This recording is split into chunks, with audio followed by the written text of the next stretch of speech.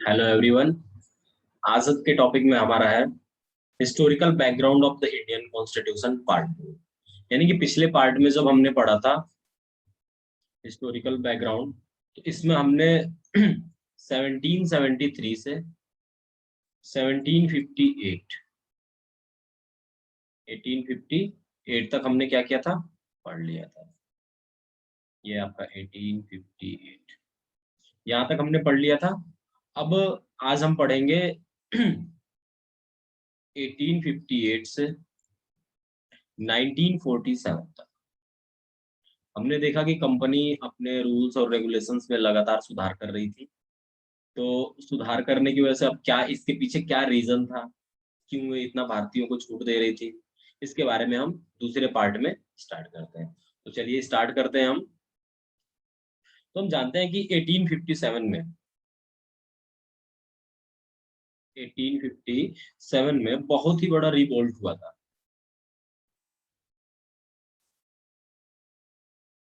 मतलब बहुत ही बड़ा विद्रोह हुआ था भारतीय लोगों के द्वारा। अब इसमें भारत का लगभग हर व्यक्ति शामिल था, हर वर्ग के व्यक्ति शामिल थे। तो इसलिए इसको कुछ ये विद्रोह जो है कि सिपाहियों के द्वारा शुरू किया था।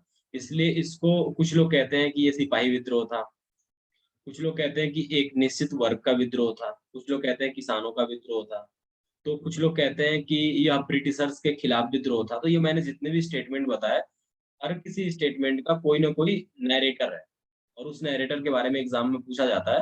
तो ये बातें 1857 के रिवोल्ट के बारे में हम हिस्ट्री की क्लासेस में अच्छे से स्टडी करेंगे, एक चैप्टर ही पूरा 1857 रिवोल्ट। आगे हम देखते हैं 1857 के रिवोल्ट के बाद क्या हुआ कि जो जब जनता ने विद्रोह कर दिया था, तो 1858 में इनको एक्ट लाना पड़ा। इसको बोलते हैं government act of India.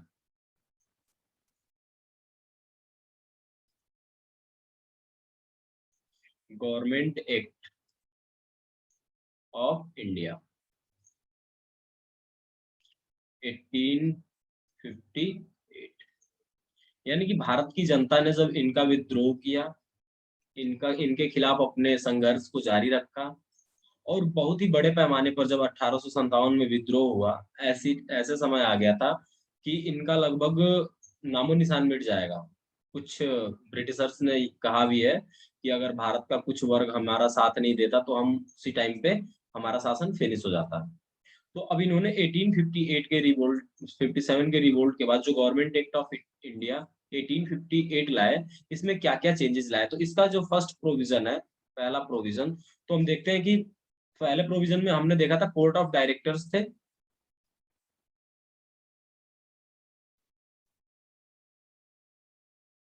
Court of directors and board of control.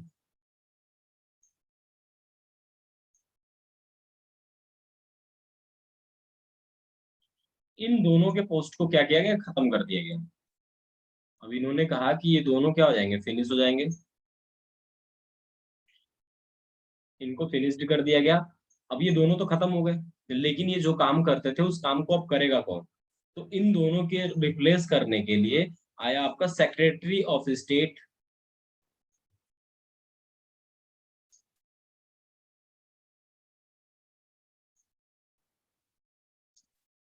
For India. यानी कि भारत का राज्य सचिव। ये एक ऐसी पोस्ट बाद में लाई गई इन दोनों को खत्म करके, जो ब्रिटिशर्स इंडिया में क्या कर रहे हैं, इनकी क्या रिपोर्टिंग है, ये कितना अच्छा काम कर रहे हैं, क्या क्या चेंजेस चाहिए, उसके लिए secretary of state for India यानी कि भारत के राज्य सचिव की पोस्ट। अब यह क्या होता था कि ब्रिटिश पार्लियामेंट के प्रति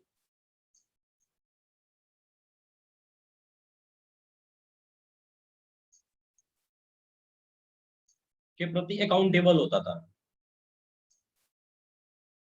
अब अकाउंटेबल या फिर रिस्पॉन्सिबल कह सकते हैं।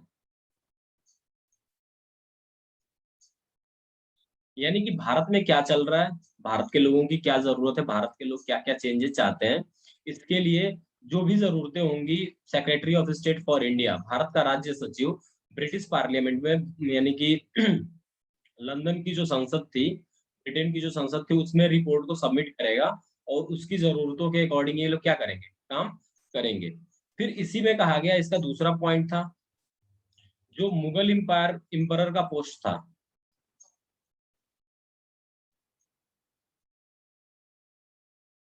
मुगल इंपायर के पोस्ट को खत्म कर दिया गया।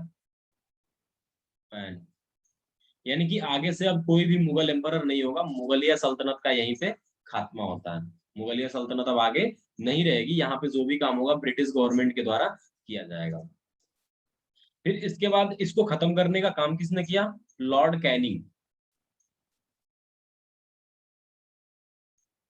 लॉर्ड कैनिंग, लॉर्ड कैनिंग ने तो इसको खत्म कर दिया। इसके बाद इनका तीसरा पॉइंट है, इस जो 1857 का 58 का एक्ट है, इसमें तीसरा पॉइंट है कि गवर्नर जनरल का जो पोस्ट था उसकी जगह पे वायसराय होगा। यानी कि गवर्नर जनरल जो अभी तक था उसको क्या कर दिया गया, वायसराय के नाम से जाना जाने लगा, और वो ब्रिटिश पार्लियामेंट के लिए रिस्पॉन्सिबल होगा, यानी कि जितनी भी रिपोर्ट्स होंगी सब ब्रिटिश पार्लियामेंट को सबमिट करेगा।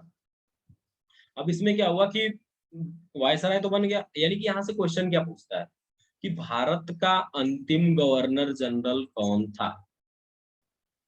तो भारत का अंतिम गवर्नर जनरल लॉर्ड कैनिंग ही था, और भारत का प्रथम वायसराय यानी कि फर्स्ट वायसराय ऑफ इंडिया वो भी लॉर्ड कैनिंग ही था।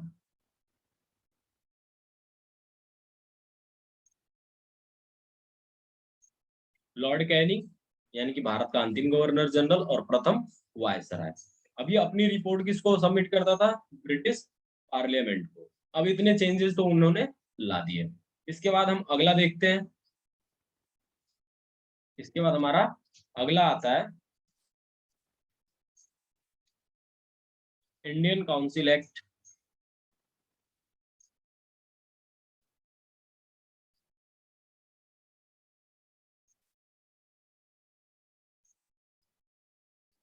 Council act 1861। अब 1861 में भारत परिषद अधिनियम लाया गया। भारत परिषद अधिनियम लाया गया तो इसमें क्या क्या चेंजेस हमें देखने को मिले। अब इसमें क्या किया गया कि इंडियंस को अधिकार दिए गए, यानी कि इसका पहला पॉइंट है, इसमें क्या क्या चेंजेस लाए गए। तो इसका पहला पॉइंट है कि इंडियन विल मेक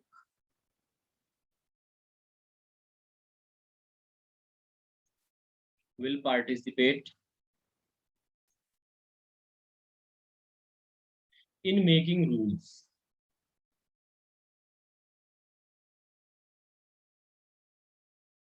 अब देखिए इसके बाद क्या होता है, 1857 का जब रिवोल्ट हो गया उसके बाद इनको चेंजेस देखने को मिले। यानी कि हमें भारत में अगर शासन करना है तो भारत के अकॉर्डिंग भी थोड़ा चलना होगा। इसलिए इन्होंने क्या किया, भारतीयों को शामिल कर लिया। भारतीयों को शामिल शामिल करने के बाद जो उसमें जो इनकी काउंसिल होती थी, गवर्नर जनरल की काउंसिल, उसमें 3 इंडियन मेंबर्स को शामिल किए। 3 Indian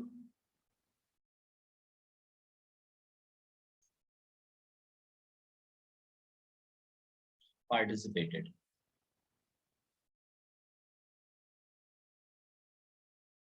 in council of viceroy. अब ये 3 लोग कौन थे, तो इन तीनों के हम नाम जानते हैं। पहला, किंग ऑफ बनारस,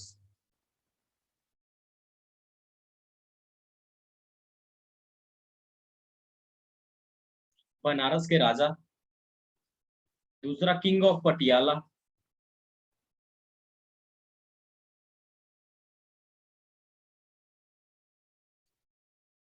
पटियाला।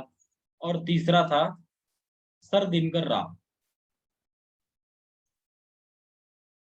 तीसरे जो थे सर दिनकर राव। यानी कि गवर्नर जन वायसराय ने क्या किया कि इन 3 लोगों को अपनी काउंसिल में शामिल कर लिया। पहले बनारस के राजा को, फिर पटियाला के महाराजा को, और फिर सर दिनकर राव को। इन 3 लोगों को शामिल कर लिया ताकि रूल बनाने में ये क्या करेंगे, हेल्प करेंगे, और इनके अकॉर्डिंग ही रूल बनाया जाएगा। इसी के तहत नेक्स्ट जो बात होती है, 1859 में Lord Canning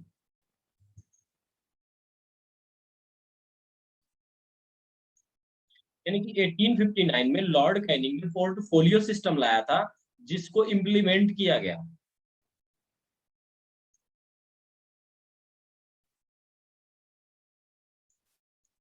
portfolio system implemented,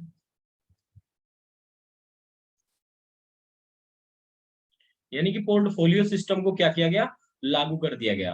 अब पोर्टफोलियो सिस्टम आपके पास नया टर्म है, तो आप सोचोगे पोर्टफोलियो सिस्टम होता क्या है।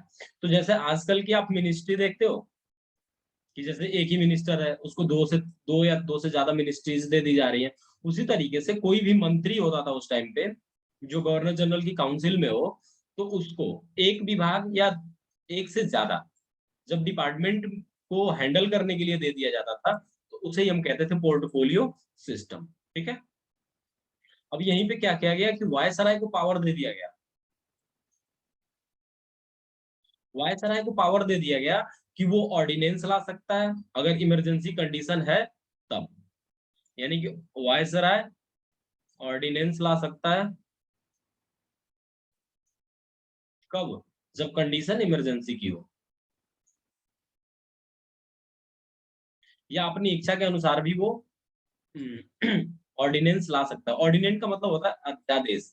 जैसे कोई रूल पार्लियामेंट से नहीं बना है, लेकिन उस टाइम पे जरूरत है उस रूल की, तो वो क्या करेगा, अपने मन से रूल बनाकर उसको पूरे देश में लागू कर सकता है। अब इतनी बातें हमने देखी। अब यहाँ पे जो लेजिस्लेटिव काउंसिल थी,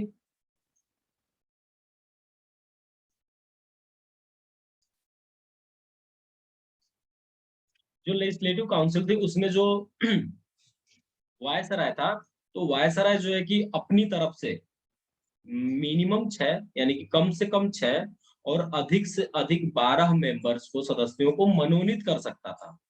जैसे अभी के टाइम में राष्ट्रपति करते हैं 12 मेंबर्स को, उसी तरीके से उसके पास अधिकार था कि वो लेजिस्लेटिव काउंसिल में कम से कम 6 मिनिस्टर, 6 मेंबर्स को, और मैक्सिमम, ये तो हो गया आपका मिनिमम, और ये मैक्सिमम, मैक्सिमम 12 मेंबर्स को क्या कर सकता है, सेलेक्ट सेलेक्ट कर सकता है, अपॉइंट कर सकता है। यानी कि 6 और 12 इन दोनों के बीच में वो जितने मेंबर्स चाहे उतने इलेक्ट कर सकता है। इतना हो गया हमारा 1851 के। देखते हैं हमारा आता है इंडियन काउंसिल एक्ट। इंडियन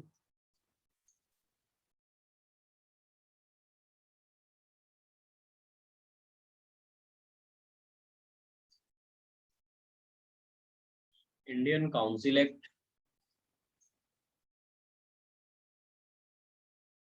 1892।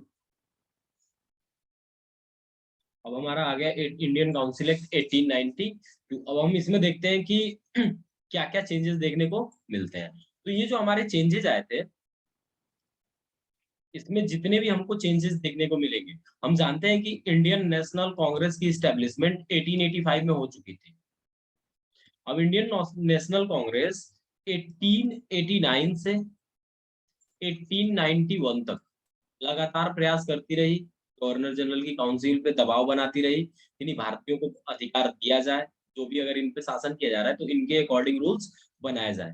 अब ये नेशनल कांग्रेस का इतना प्रेशर पड़ा कि इनको अपने रूल्स में चेंजेस लाने पड़े। अब सोचो इंडियन नेशनल कांग्रेस उस टाइम पे कितनी ताकतवर थी। जितने भी देश के सबसे बड़े बड़े नेता थे वो इंडियन नेशनल कांग्रेस के मेंबर थे, और इन 3 सालों के दबाव की वजह से इनको बहुत ज्यादा चेंजेस लाने पड़े 1892 के एक्ट में।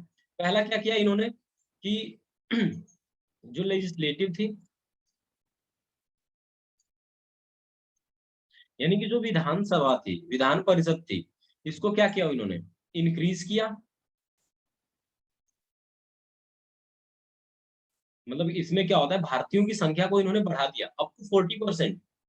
कितना, 40% मेंबर्स कहाँ से होंगे, इंडियन होंगे, नॉन गवर्नमेंटल, गैर गैर सरकारी। इसके बाद इन्होंने ये भी दे दिया कि जो इनको पावर्स भी दे दिए गए, अब देखो यहाँ पे अभी तक कोई मेंबर नहीं जा रहा था, 2-3 मेंबर गए थे। लेकिन अब क्या होगा कि जो भी मीटिंग होगी या जो भी परिषद चुनी जाएगी, उसमें 40% इंडियंस होंगे, गैर सरकारी भारतीय। इसके बाद क्या हो गया कि यहाँ पे अब इसको 2 पार्ट में डिवाइड कर दिया गया। एक कर दिया council of state, council of central and council of state. यानी कि क्या होगा कि जो सेंट्रल होगी, काउंसिल ऑफ सेंटर, वो पूरे देश के लिए एक रूल बनाएगी। पूरे देश के लिए एक जैसे रूल्स बनाएगी। और जो काउंसिल ऑफ स्टेट होगी, वो पर्टिकुलर स्टेट के लिए क्या करेगी, अपना रूल्स बनाएगी। अब इनके लिए क्या किया गया, इन दोनों चीजों के लिए इनडायरेक्टली इलेक्शन करवाया गया। Indirectly election, indirect election. यानी कि यहाँ पे हर लोगों को इसमें शामिल होने का अधिकार नहीं था, लेकिन इलेक्शन होता था, कुछ पढ़े लिखे वर्ग, कुछ समझदार लोग, कुछ पूंजीपति लोग इसमें शामिल होते थे। लेकिन भारतीय संविधान में इलेक्शन वर्ड का भी यूज नहीं किया गया था। इलेक्शन वर्ड का डायरेक्टली यूज नहीं किया गया। जैसे आपसे पूछ सकता है कि कहाँ पर सबसे पहले चुनाव शब्द की शुरुआत हुई थी या सबसे पहले प्रयोग हुआ था, तो यहाँ पे तो नहीं होगा। यहाँ पे करवाया गया था उस मेथड से, जैसे चुनाव करवाया जाता है, लेकिन चुनाव का एग्जैक्टली नाम नहीं दिया गया था। अब इसके बाद देखते हैं कि बजट का डिवीजन हो गया। यहाँ पे क्या होता है, अब यहाँ पे जब 40% मेंबर्स हैं, 40% जब मेंबर्स हैं नॉन गवर्नमेंटल, तो पहले ये क्या करते थे कि जो भी खर्चा होता था अपने मन से करते थे, जो भी बजट है अपने मन से वसूलते थे, रेवेन्यू अपने मन से वसूलते थे। लेकिन अब क्या किया गया कि 40% जब मेंबर्स हैं, तो बजट हो या फिर एक्सपेंडिचर हो, खर्च हो या फिर रेवेन्यू हो, हर किसी टॉपिक पे डिस्कशन होगा, वो भी प्रॉपर तरीके से क्वेश्चनिंग करने का अधिकार होगा। आपको अपने राइट्स होंगे कि आपको क्या करना है, आप बताओगे उनको। तो बजट, रेवेन्यू एंड एक्सपेंडिचर। अब देखिए यहाँ पे कितना अधिकार मिल गया कि आपका कितना बजट है, आप कितना, मतलब आपको कितना इनकम है, रेवेन्यू आ रही है, राजस्व आ रहा है। यानी रेवेन्यू का मतलब होता है कि कितना आप जमीन के टैक्सेस वसूल रहे हो, कितने तरह के टैक्सेस आपके पास आ रहा है, पैसा का पूरा कलेक्शन क्या है। एक्सपेंडिचर का मतलब होता है कि आप कितने खर्च कर रहे हो, मतलब आपने अगर खर्चा किया है तो कितना खर्च हुआ है अब तक, ये आप पूरा हिसाब दोगे। और पार्लियामेंट में क्या होगा, इसका डिस्कशन होगा। लेजिस्लेटिव क्या करेगी, इसका डिस्कशन करेगी। आगे हम देखते हैं फिर।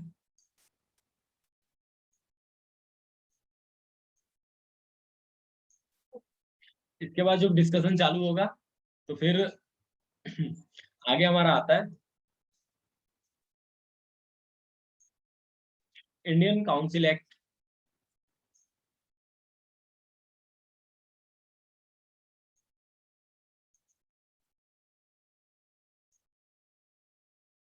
909, यानी कि 1909, यानी कि भारत परिषद अधिनियम 1909।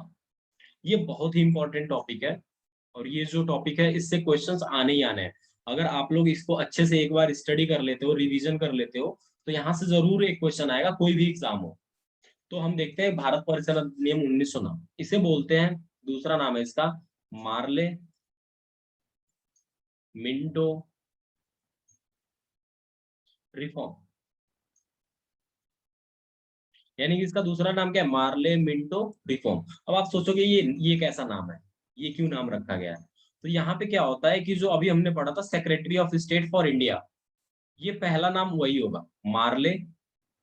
और दूसरा यहाँ के वायसराय थे मिंटो, लॉर्ड मिंटो, जॉन मार्ले और लॉर्ड मिंटो। अब इन दोनों ने क्या किया कि अब फिर से कुछ सुधार लाए। अब देखते हैं कि इन्होंने क्या क्या सुधार किए। तो यहाँ पे क्या होता है कि पहला पॉइंट इसमें है,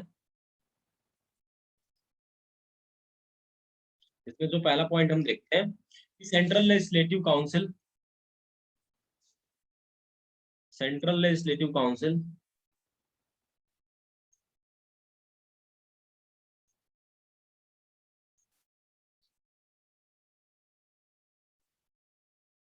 में जो है कि गवर्नमेंट जो ऑफिसर्स हैं, गवर्नमेंट मेंबर्स मेजोरिटी,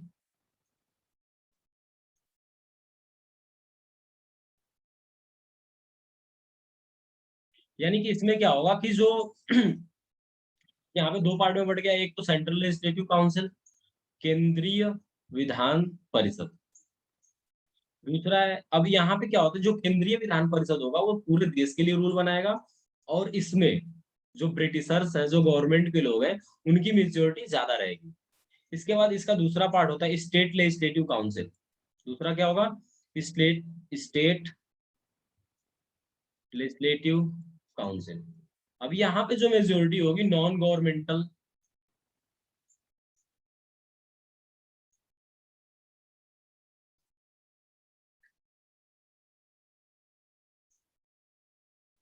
मेजोरिटी,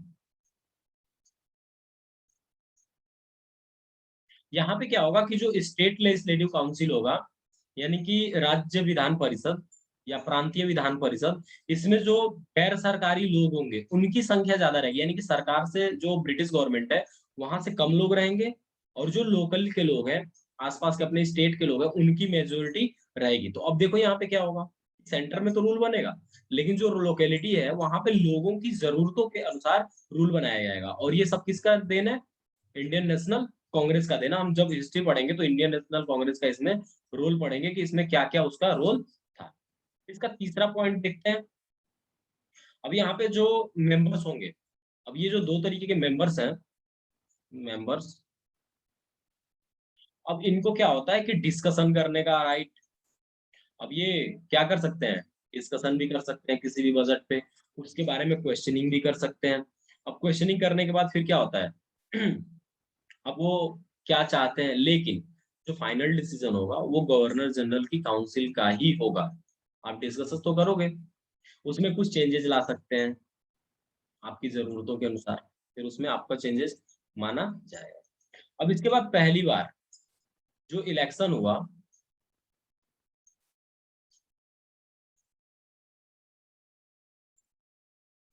जो इलेक्शन सिस्टम था वो सेपरेट हुआ। अब मतलब जितने भी जाति के लोग हैं, रिलीजियस,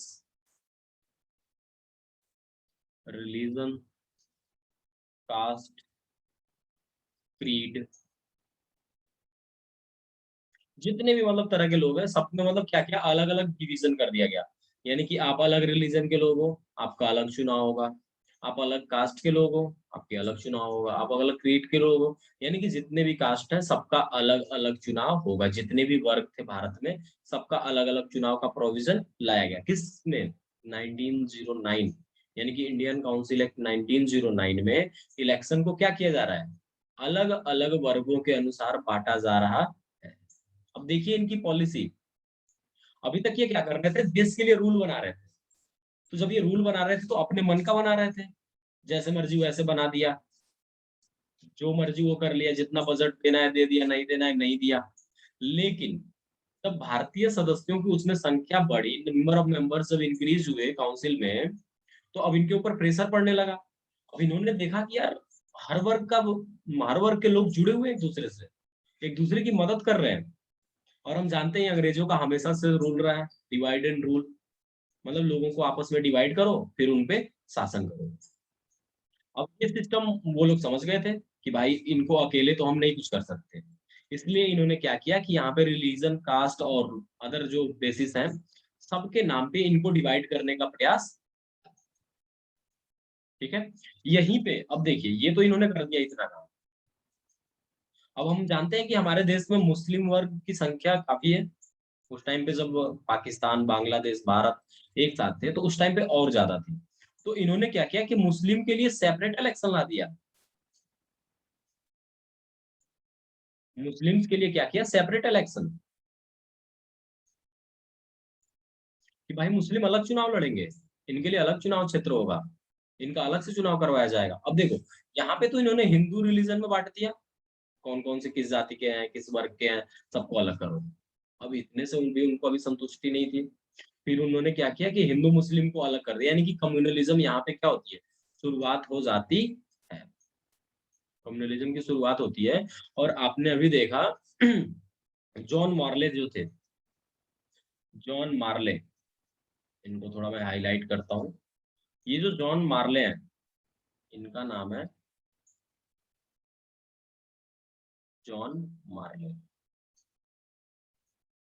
इनको फादर ऑफ कम्युनलिज्म कहा जाता है, सांप्रदायिकता का जनक।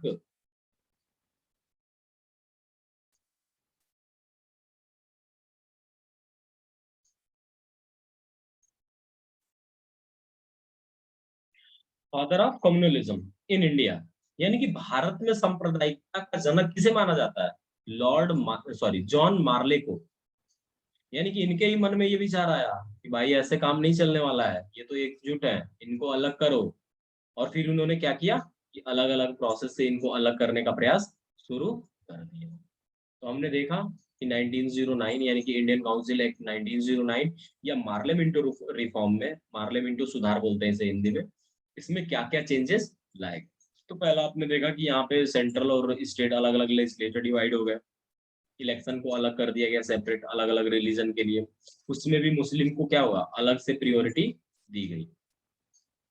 अब मुस्लिम के लिए अलग से प्रियोरिटी दी जा रही है। इसके बाद हम देखते हैं हमारा जो नेक्स्ट आता है, हमारा जो नेक्स्ट है government of India act.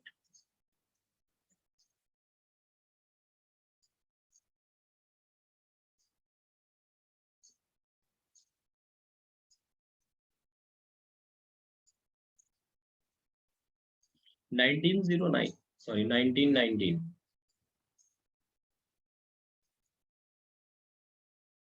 Video थोड़ी सी लंबी होगी क्योंकि हम एक्सप्लेनेशन के साथ डीपली पढ़ रहे हैं कि किसी भी एग्जाम में आए तो आपका क्वेश्चन इस पैटर्न से बाहर न जाए। तो इसलिए घबराए नहीं, कृपया धैर्य बनाकर देखें, आपको आगे और भी चीजें देखने को मिलेंगी अच्छे से।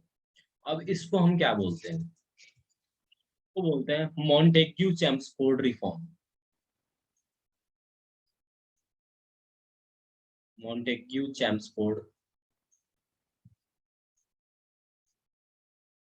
रिफॉर्म,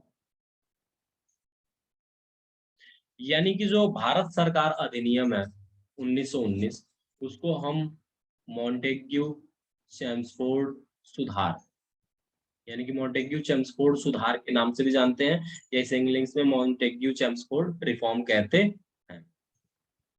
अब इसमें क्या होता है, आपको जैसे मैंने बताया, ये कौन होंगे, बताइए, सोचो जरा कौन होंगे ये होंगे आपके सेक्रेटरी ऑफ स्टेट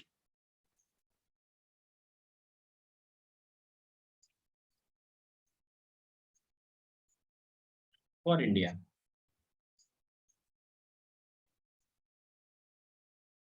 ये बताओ कौन होंगे, चेम्सफोर्ड जो है, ये होंगे वाइस। ठीक है, इन दोनों लोगों के बारे में आपने डिटेल जान लिया, ये कौन है ये कौन है। अब इसमें क्या देखते हैं, अब इसमें फिर ये अलग काम करेंगे। अब मतलब इनका अपना पर्पस पूरा होना चाहिए, अपने पर्पस को पूरा करने के लिए, यानी कि इनका पैसे का जो टारगेट है, जैसे कंपनी वाले टारगेट नहीं देते हैं कि भाई आज आपको टारगेट शाम तक पूरा ही करना है, उसी तरह से इनका टारगेट होता था कि आपको रेवेन्यू चाहिए ही चाहिए, हमें पैसा चाहिए ही चाहिए, वो किसी भी कीमत पर, एट एनी कॉस्ट, हमें भारत से पैसे लेकर आने ही आने हैं। अब देखिए इसके लिए क्या करते हैं इन लोग, ड्यूल पार्लियामेंट्री सिस्टम करेंगे।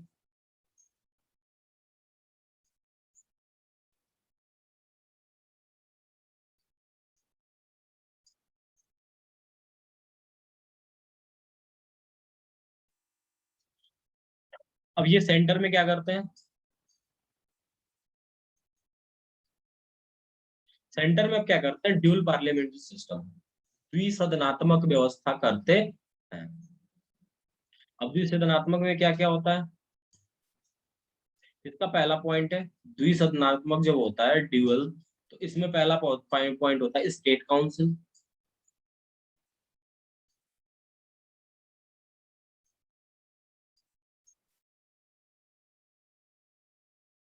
और दूसरा इनका पॉइंट होता है सेंट्रल लेजिस्लेटिव काउंसिल।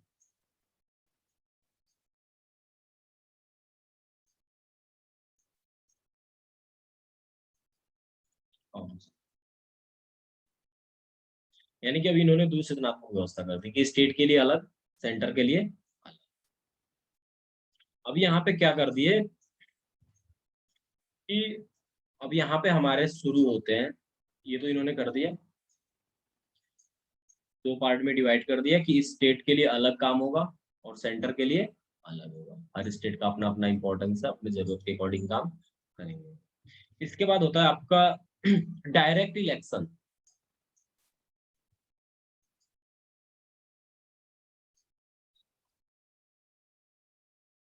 यानी कि इन्होंने प्रत्यक्ष चुनाव शुरू करवा दिए। पूरी कंट्री में क्या होगा, चुनाव होगा। अब पूरी कंट्री में इन्होंने तो सोच लिया भाई हम चुनाव करवाएंगे। दूसरा क्या होता है कि प्रांतों में द्विसदनात्मक यानी कि द्वि प्रशासनात्मक व्यवस्था इन्होंने शुरू कर दी। अब यहाँ पे जब इन्होंने स्टेट्स में जब ड्यूअल सिस्टम स्टार्ट किया,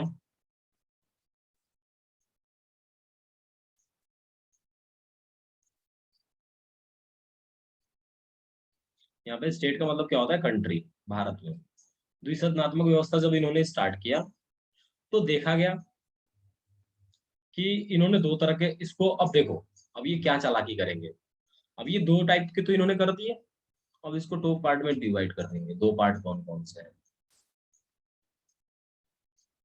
अगर आप इनके कॉन्सेप्ट को बस समझते हो कि इनकी मतलब कि इनका इंटेंशन क्या है, तो आपको ये याद करने में बहुत ही आसानी होगी।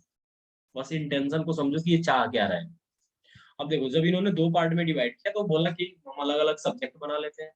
सब्जेक्ट का मतलब कि कौन सा टॉपिक कौन सा, जैसे मान लो एग्रीकल्चर हो गया, एजुकेशन हो गया, रेवेन्यू हो गया, एडमिनिस्ट्रेशन हो गया, सबको हम अलग अलग डिवाइड कर लेते हैं दो पार्ट में। तो एक को बोला ना इन्होंने हस्तांतरित, ट्रांसफर, ट्रांसफर्ड सब्जेक्ट, और दूसरा इन्होंने बोला रिजर्व सब्जेक्ट।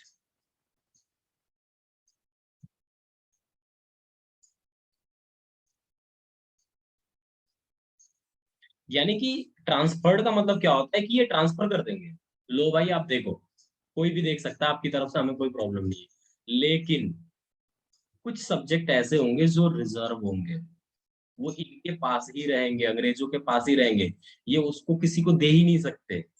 जैसे अब देखते हैं यहाँ पे क्या करेंगे, एक मिनिस्टर सेलेक्ट करेंगे ये। यहाँ पे अब सब्जेक्ट पहले देख लेते हैं। यहाँ पे सब्जेक्ट जैसे आपका एजुकेशन, अब देखो यहाँ पे इनको एजुकेशन से कोई लेना देना है नहीं, दे दिया, चलो कोई भी चला रहा है। इसके बाद लाइब्रेरी दे दिया, अब ये भी एजुकेशन से रिलेटेड, इसमें भी फायदा नहीं है। हेल्थ दे दिया,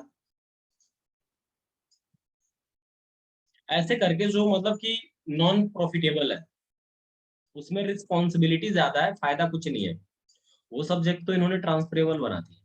और ये हैंडल कौन करेगा,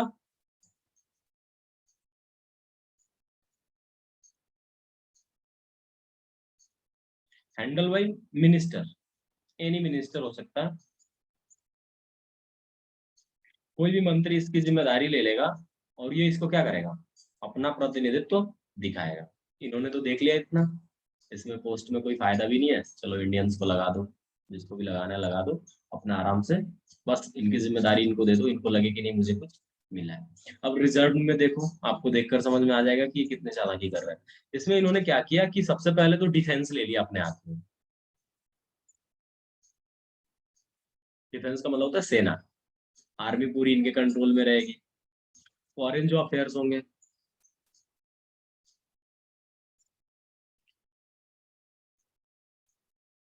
यानी कि जो विदेशी मामले हैं, उस पे भी ब्रिटिशर्स का अपना रिजर्व रहेगा, भाई ये हम किसी को नहीं दे सकते। सबसे इम्पोर्टेंट चीज जो इनका टारगेट है, फाइनेंस, इसको भी इन्होंने कर दिया, भाई जो भी रेवेन्यू आएगा हम भी वसूलेंगे, हम भी देखेंगे। लैंड का जो मामला है, मतलब जितने भी मामले हैं सभी इन्होंने क्या किया, अपने अंडर में ले लिया। इसकी देखरेख कौन करेगा, काउंसिल ऑफ गवर्नर।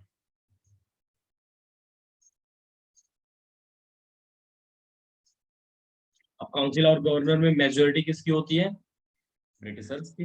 अपने मन से करेंगे जो करना होगा।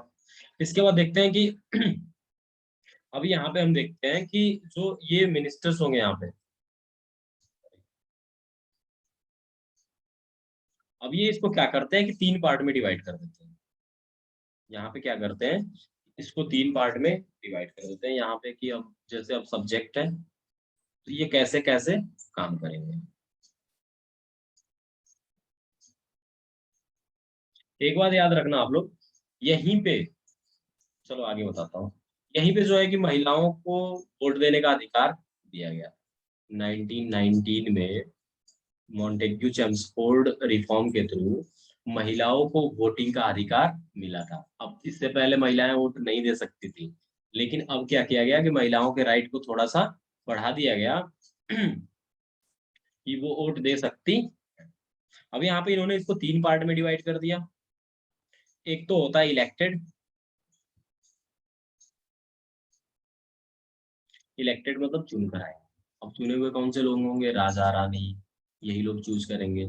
तो थोड़े पढ़े लिखे वर्ग के लोग हैं वो चूज करेंगे। तो इनकी संख्या होगी 71%। 71% क्या होगा इसमें इलेक्ट किया जाएगा। 71% ये इलेक्ट होंगे। इसके बाद हम देखते हैं नॉमिनेटेड होंगे।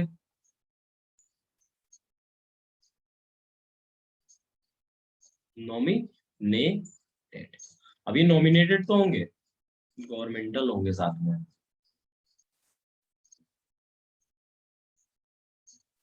यानी कि जो सरकार में काम कर रहे होंगे उनके द्वारा ये काम किया जाएगा। और इनकी संख्या होगी 18%। फिर दूसरा होगा नॉमिनेटेड, बट क्या होंगे? Non governmental.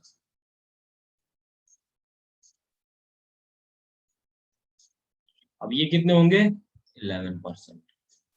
टोटल हो गया 100, 17, 18, 11, 100% हो गया। अब इतना तो इन्होंने अपना काम कर लिया। अब यहीं पे एक काम करते हैं, ये पब्लिक सर्विस कमीशन की शुरुआत करते हैं।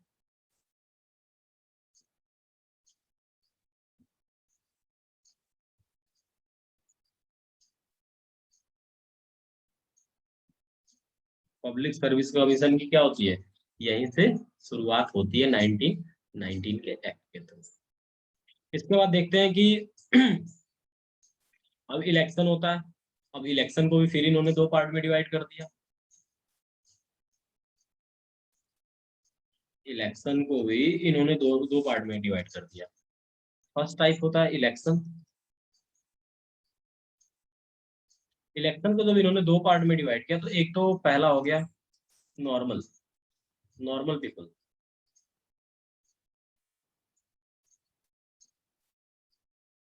यानी भारत के जितने भी लोग हैं, किसान हो, कोई भी इंसान हो, जाकर वोट दे सकता है।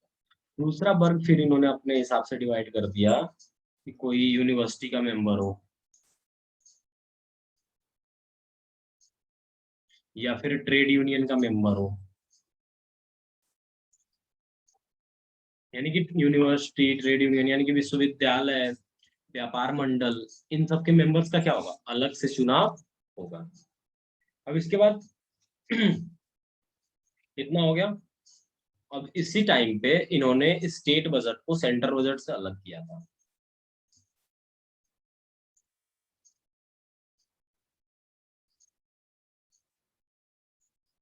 सेपरेटेड फ्रॉम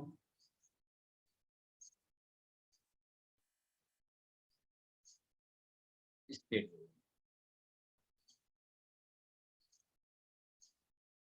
यानी कि जो भी टैक्स वसूला जाएगा, सेंटर के लिए अलग और स्टेट के लिए अलग होगा। इनका अलग अलग प्रोविजन होगा, अलग अलग डिवीजन होगा। जैसे आपने देखा होगा सेंट्रल गवर्नमेंट अपना अलग बजट जारी करती है, जो राज्य सरकार होती है उसका क्या होता है? अपना अलग ही बजट होता है। तो इसके अकॉर्डिंग ये क्या करते हैं? काम करते हैं। अब इसके बाद हम देखते हैं, इतना हो गया।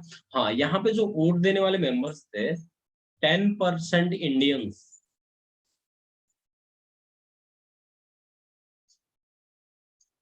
had right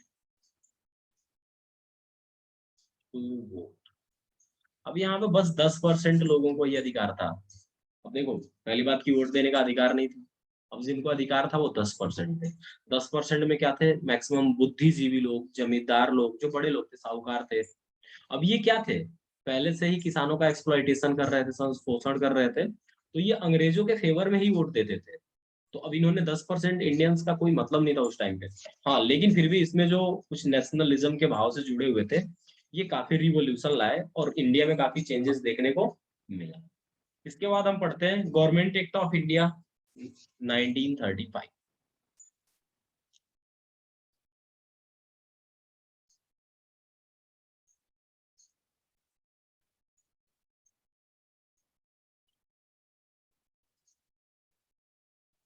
गवर्नमेंट एक्ट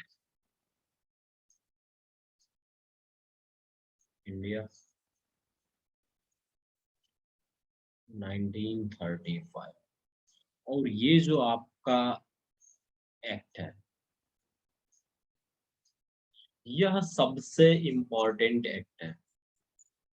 इसी के तहत भारतीय संविधान का लगभग 70% भाग जोड़ा गया। लेकिन हम उतना तो अभी पढ़ेंगे नहीं।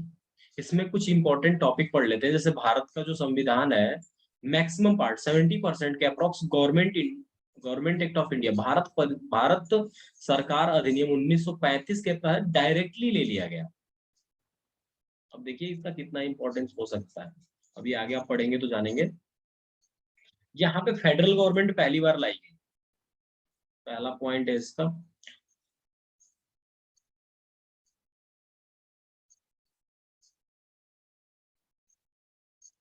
फर्स्ट टाइम फेडरल गवर्नमेंट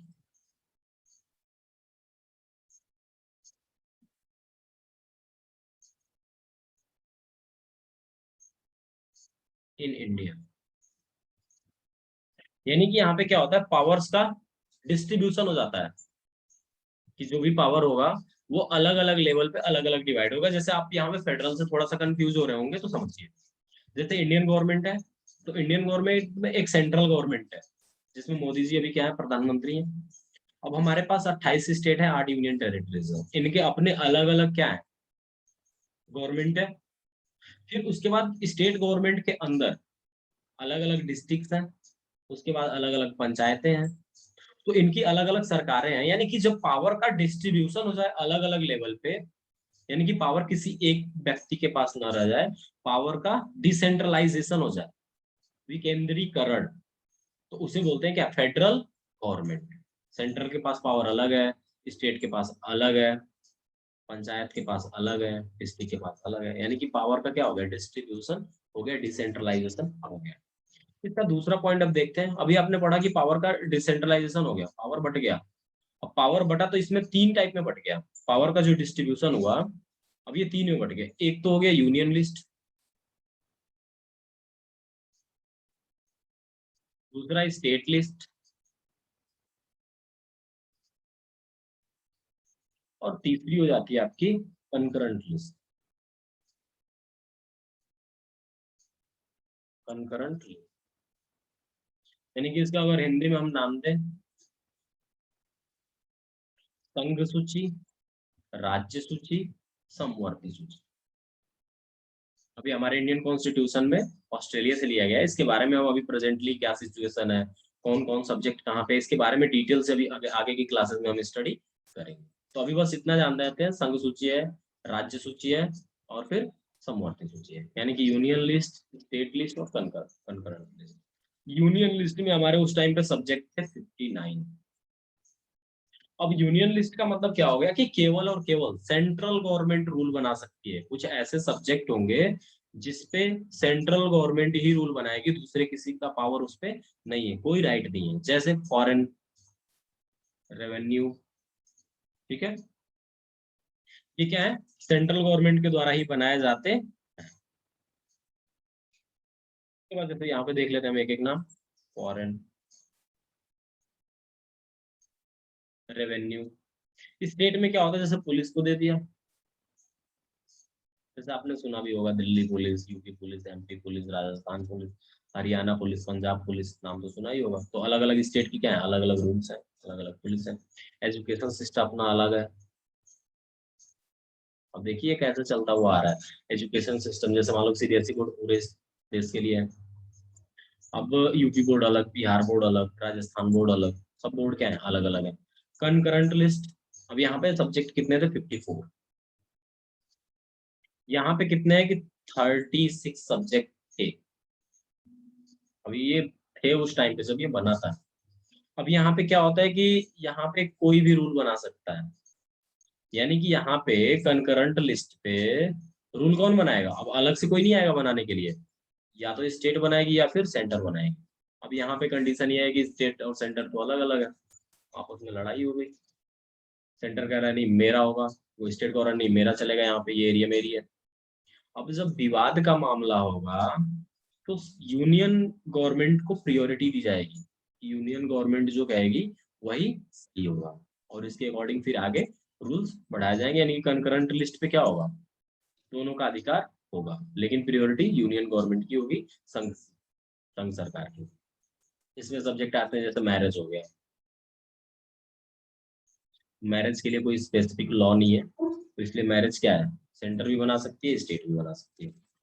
इस पे क्या होता है कि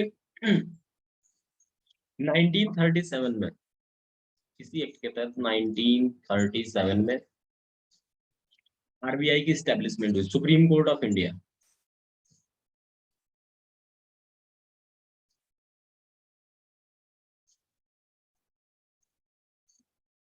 यानी कि भारत के लिए क्या होगा, एक संघीय न्यायालय होगा, फेडरल कोर्ट होगा। दूसरा 19 के तहत क्या हुआ कि आरबीआई की भी स्टैब्लिशमेंट की गई। आरबीआई यानी कि पैसे का जो लेन देन है उसकी देखभाल कौन करेगा, उसके बारे में कौन जानकारी रखेगा, तो एक रिजर्व बैंक ऑफ इंडिया होना चाहिए। 1937 में ही, अब जो थोड़ा पढ़े होंगे वो जानते होंगे, 1937 में ही बर्मा, बर्मा यानी कि प्रेजेंट सिचुएशन इसकी क्या है, म्यांमार, म्यांमार। अब इसको क्या किया गया, भारत से अलग कर दिया गया। अब देखो म्यांमार का अलग हो रहा है 1937 में, पाकिस्तान अलग हो गया। और पाकिस्तान का हिस्सा था मतलब पूर्वी पाकिस्तान, वो बांग्लादेश बन गया। यानी कि भारत कितने पार्ट में डिवाइड हुए हैं, मतलब पहले इससे कितना, यहाँ पे भी 10% ही वोटर्स थे, ठीक है। और यहाँ पे ही फेडरल पब्लिक सर्विस कमीशन की स्टेब्लिशमेंट होती है।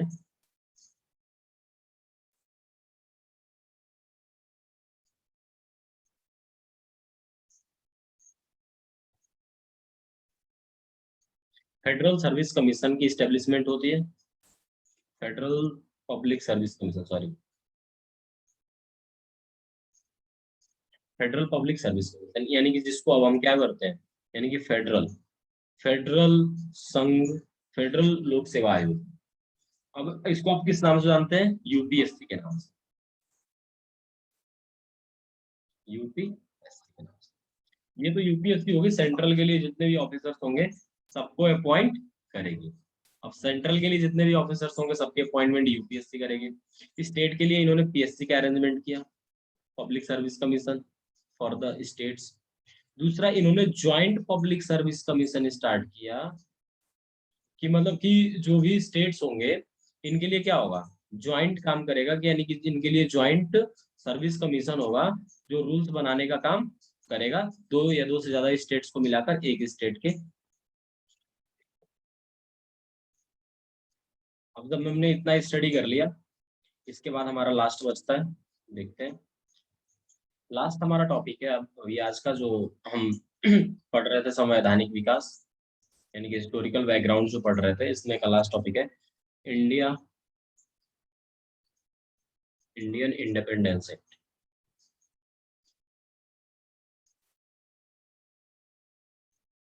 Indian independence act 1947। अब हमें मिलेगी आजादी, भारत, भारतीय स्वतंत्रता अधिनियम 1947। अब हमें आजादी मिलने वाली है, देखते हैं। अब यहाँ पे जब आजादी मिलने की बात आती है तो एक प्लान आता है, अलग अलग लोगों ने अपना क्रिप्स मिशन आया, कैबिनेट मिशन आया, अलग अलग मिशन है। लेकिन यहाँ पे जो भारत का डिवीजन हुआ था, जो भारत का डिवीजन हुआ, लॉर्ड माउंटबेटन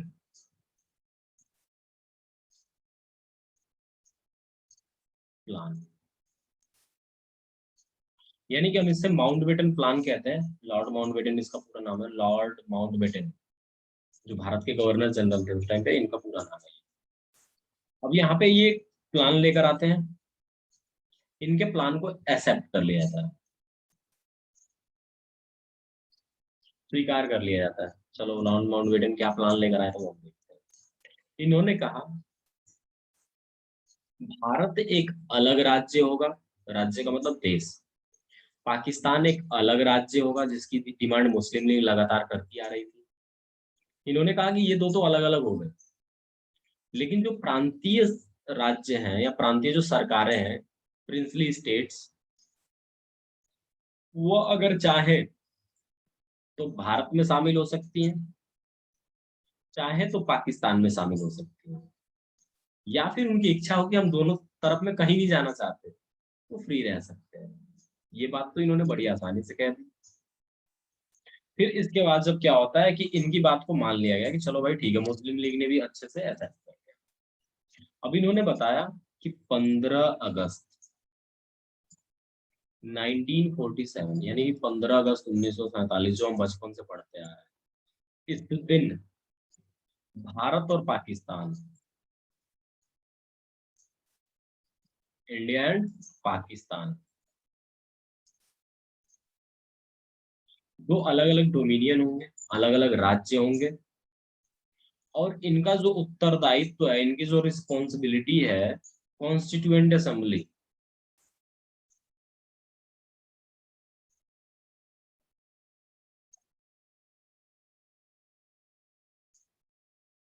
यहाँ पे भी कॉन्स्टिट्यूएंट असेंबली होगा। यानी कि अगर ये अंग्रेज चले जाते हैं तो इनका जो उत्तरदायित्व है, यहाँ की जो जनता है, कॉन्स्टिट्यूएंट असेंबली के अकॉर्डिंग चलाई जाएगी।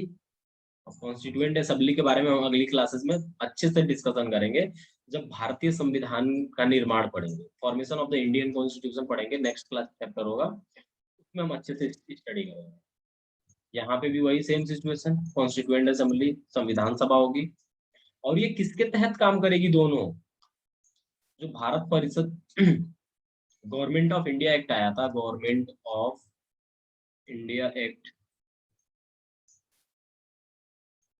1935 में, जो प्रोविजंस थे, जब तक इनका अपना संविधान नहीं बन जाता तब तक ये इसके अकॉर्डिंग ही काम करेंगे, इसमें किसी तरह का कोई चेंजेस नहीं आएगा। अब देखते हैं इसमें कुछ और बातें। अब ये कहते हैं कि जो सेक्रेटरी ऑफ स्टेट था वो फिनिश हो जाएगा, मतलब उसके पोस्ट को क्या किया जाएगा, खत्म कर दिया जाएगा। सेक्रेटरी ऑफ जो स्टेट है उसके पोस्ट को खत्म कर दिया जाएगा, मतलब कि सेक्रेटरी ऑफ स्टेट का पोस्ट नहीं रहेगा। भारतीय सचिव का जो पोस्ट है उसको हम क्या करेंगे, खत्म कर देंगे। इसके बाद इतनी बातें हो गई। अब ये जो लॉर्ड माउंटबेटन है, इसके बारे में बहुत अच्छे अच्छे क्वेश्चन आते हैं, जैसे स्वतंत्र भारत,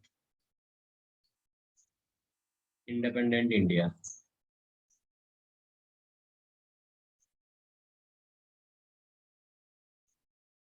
जैसे स्वतंत्र भारत या इंडिपेंडेंट इंडिया के प्रथम गवर्नर जनरल कौन थे? जब ये क्वेश्चन पूछेगा कि प्रथम governor general, first governor general कौन था, तो हम हमेशा बताएंगे लॉर्ड माउंटबेटन। ठीक है, ये स्वतंत्र भारत के प्रथम गवर्नर जनरल थे। और अंतिम British governor general, last British governor general, governor, इतनी बातें तो कंफर्म हो गई होंगी कि स्वतंत्र भारत का प्रथम गवर्नर जनरल लॉर्ड माउंटबेटन, अंतिम British governor general Lord Mountbatten. इन्होंने क्या किया था कि इनके टाइम पीरियड में ही, जब ये गवर्नर जनरल थे, पंडित जवाहरलाल नेहरू। जवाहरलाल नेहरू जो हमारे पहले पीएम थे, प्रथम प्रधानमंत्री, इनको शपथ दिलाई थी किसने? लॉर्ड माउंट बेटन ने। वो प्रधानमंत्री बने थे, उनको शपथ दिलाई थी। ये आपके रहे 15 अगस्त 1947 से 21 जून 1948 तक। ये इनका टाइम पीरियड रहा। इस टाइम पे डिवीजन के बाद भारत के गवर्नमेंट थे, स्वतंत्र भारत के, इनका टाइम पीरियड ये था। जब ये 21 जून 1948 को इनका मतलब कि रिजिग्नेशन हो गया, फिर ये चले गए वापस। फिर हमारे यहाँ आते हैं फर्स्ट, अब आपका क्वेश्चन सबसे important, first Indian governor general. तो यहाँ पे चक्रवर्ती राजगोपालाचारी सी राज गोपालाचारी, ठीक है, चक्रवर्ती राजगोपालाचारी सिंह। अब ये कैसे कब से कब तक रहते हैं? तो ये इनका रिटायरमेंट हुआ और इस रिटायरमेंट के दिन इन्होंने ज्वाइनिंग लिया, और 26 जनवरी 1950 तक, जब तक कि डॉक्टर राजेंद्र प्रसाद प्रेसिडेंट नहीं बने, तब तक ये क्या रहे? अपने पोस्ट पे बने। यानी कि स्वतंत्र भारत का प्रथम भारतीय गवर्नर जनरल कौन था? तो श्री राजगोपालाचारी। और भारत का अंतिम गवर्नर, भारतीय जनरल कौन था? अंतिम गवर्नर जनरल, तो वो भी सी राजगोपालाचारी। तो उम्मीद करता हूँ कि आपको ये वीडियो बहुत ही अच्छी लगी होगी। Thank you. आगे की क्लासेस में हम भारतीय संविधान के निर्माण के बारे में पढ़ेंगे कि भारतीय संविधान का फॉर्मेशन कैसे हुआ। ठीक है, ओके, थैंक यू।